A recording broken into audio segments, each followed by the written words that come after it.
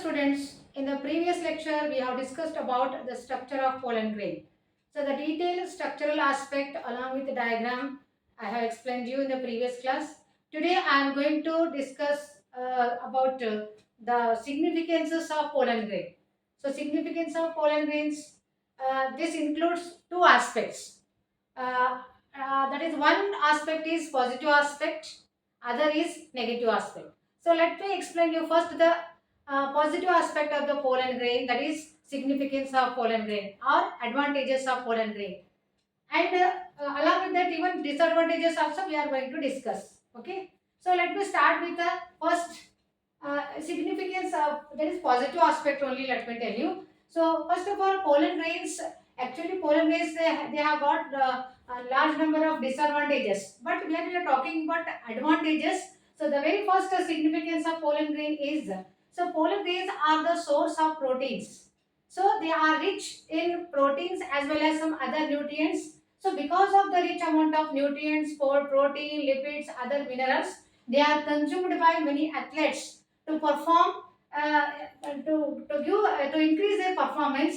They use pollen grains. So these pollen grains are available in the form of syrup or in the form of tablets, and they are consumed by these people or sports persons. Okay, apart from that, pollen grains are used, they are used as a food supplement. As I told you, they are rich in proteins as well as other nutrients.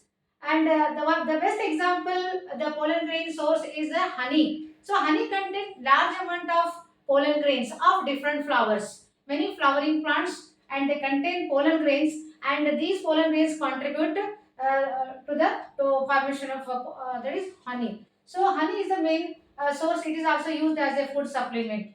So to increase their performance, these athletes, horse riders, they consume pollen grains. Okay, so this is a positive aspect of the pollen grains. So let me tell you the negative aspect of the pollen grain. So as you know, pollen grains are, first of all, they cause allergy. So most of the people, they have allergy towards the pollen grain.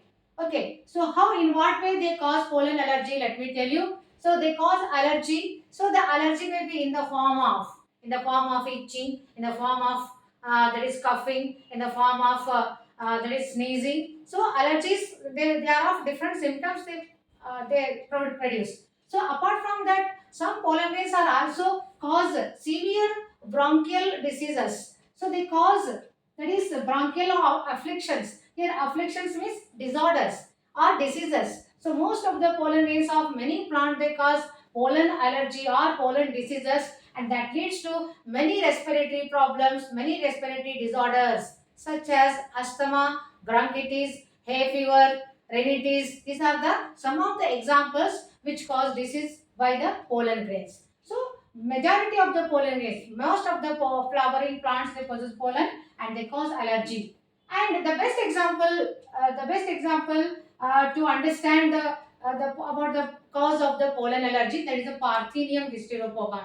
You might have heard this example, Parthenium hysteropogon, or otherwise it is also called as carrot grass. So this carrot grass, it is how it is. It is very highly in contaminant. I mean, it is one of the contaminant. It is imported to the India. That is how it came to the India. So we have imported wheat. So along with the wheat, this grass, carrot grass, is also imported. Along with that, this contaminant came into India. So it is rapidly spreading all over the India. Okay, so this is one of the best example to understand which cause the pollen allergy, Parthenium hysteropogon. So in addition to Parthenium, there are several examples they cause pollen allergy, leading to many disorders. So after studying the significances, that is both positive as well as negative aspect, after this we will move towards the viability of the pollen grain. So what is the meaning of viability? So here viability means ability to work. Means pollen grains have, they are very efficient. They are very means they remain functional. How long they remain functional, or their ability, okay, their ability to work or their ability to function. So the efficiency of the pollen grain, how long they remain viable, how long they remain functional, that is the meaning of a viability. So this viability of a pollen grain. It varies from plants to plants, species to species. It varies greatly. So here some of the examples which are mentioned in our NCERT book. We are going to discuss all those examples. First, before going to discuss the examples, let me tell you the on what factors the viability of the pollen grain depends.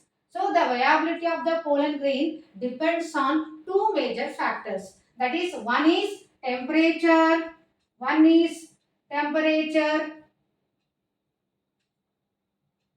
temperature, and other is humidity. That is humidity and temperature. These two are the major factors which influences the what the viability of the pollen grain. So pollen grain mainly depends upon the viability depends upon these two factors. Remember, this is a very important point.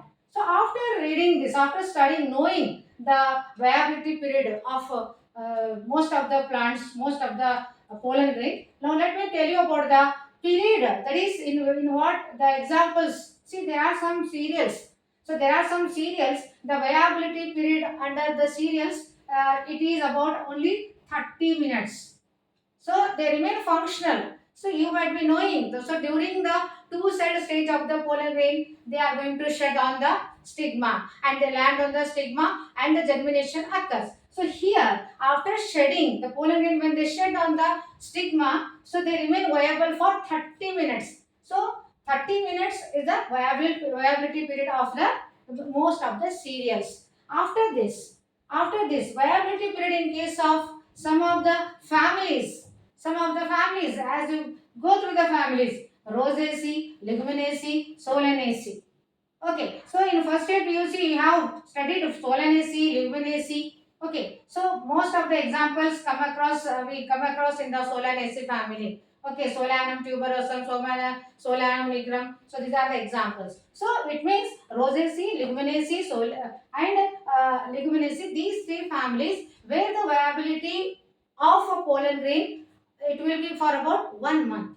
So for more 1 month, the viability of the pollen grain is there. So after that, the pollen grain will become functionless. So they remain functional. They will work or they will remain functional up to 1 month only. Okay, so this is the viability period of some of the families. Now, after knowing all the aspects of significances of positive, negative, and everything, so let me tell you, pollen grains can be preserved. See, students, pollen grains can be preserved as we preserve semens, the human semen, all animal semens can be preserved. For what purpose we preserve them? For future purpose, for fertilization. To carry the in vitro fertilization, we need some semens, no? Like that, as we preserve semens of including human, like that, the pollen grains of plants are also preserved. So, to retain their viability for longer duration, pollen grains can be preserved under a liquid nitrogen.